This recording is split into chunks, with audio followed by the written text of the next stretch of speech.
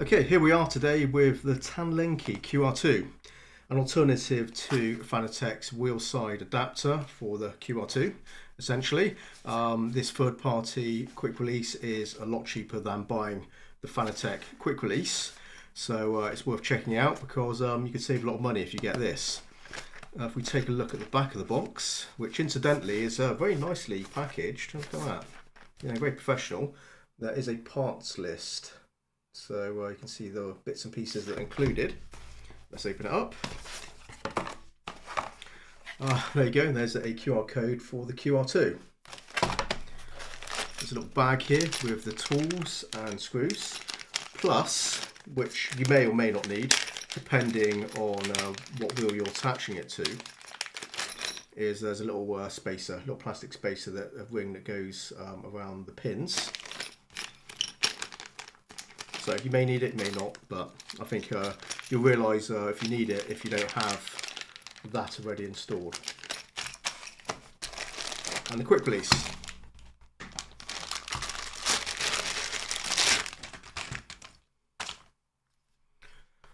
Check it out. All aluminium. Those will be stainless steel, I guess, or steel at least. Looks pretty nice to me. I mean, the finish of it is lovely. It feels smooth. Looks properly solid. I don't think anyone can argue that doesn't look pretty damn good. So all I need to do is attach this to my wheel and we can give it a go. However, I do have other plans and I will show you what I do have in mind for this. Now, a little while back, I reviewed this, which is the SRM Fanatec emulator. So I'll drop a link below to that video, but you can see the pins there. You plug it into your wheelbase, your Fanatec wheelbase, and it fools the wheelbase into thinking it's running a Fanatec Formula wheel.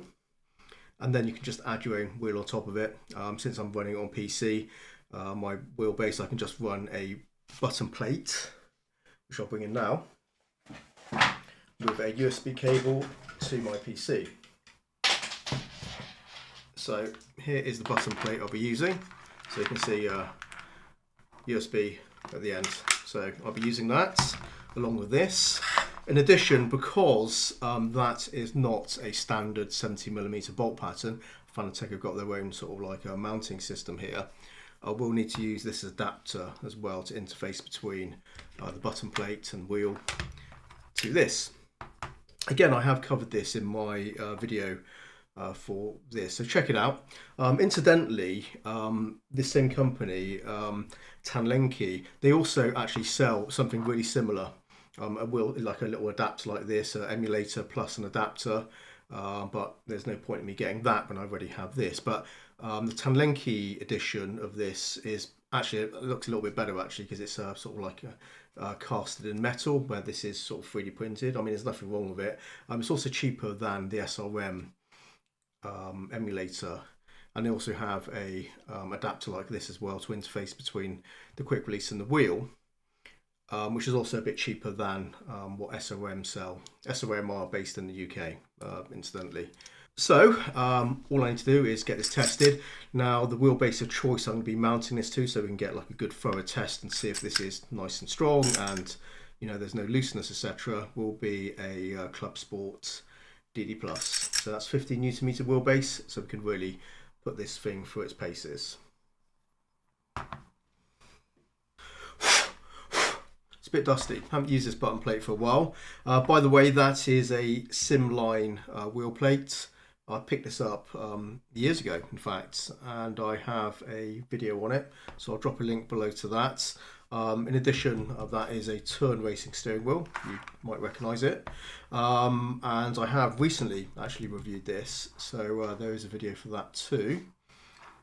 But there it is. Let's get this mounted to my wheelbase and give it a shot.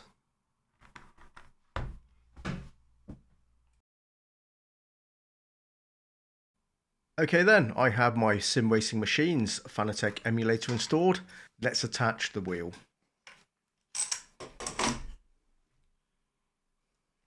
I can't feel any looseness here. It appears to be a solid connection. I can flex the wheel if I apply pressure, but there's nothing from that quick release. So this is a good start.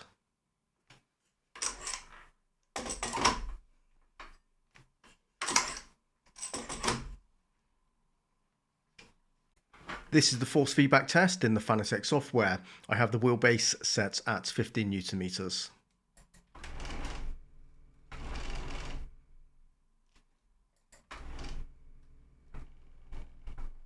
This is really shaking up the sim rig, but there's absolutely no rattle coming from the quick release.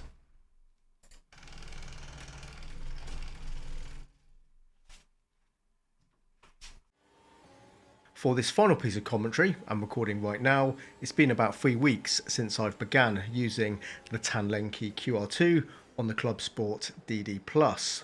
I figured I should break it in for a bit just to make sure it's all working over an extended period, and it has been. Absolutely flawless performance. As far as I'm concerned, in the future, if I need more of these wheel side adapters, I'll be picking up these. I paid around half the price of what Fanatec sell theirs for. The price on AliExpress does fluctuate throughout the year, so the best time to buy these sort of things is during a sales period where there's a few quid knocked off, and often there's also an additional store-wide discount code flying around as well, so that compounds the saving further. So that's just a tip. Yeah, this is just fantastic. In fact, I was so impressed with my initial purchase, I bought another one about a week later, this time with the gold coloured collar. TANLENKI sells these in 5 different colours.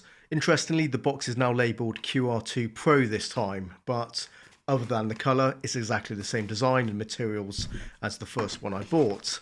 An original Fanatec branded QR2 Pro uses high precision CNC machined parts, hence the hefty price tag of $200 a pop, where the regular Fanatec QR2 is $99, which will be manufactured using cast aluminium parts, a cheaper process.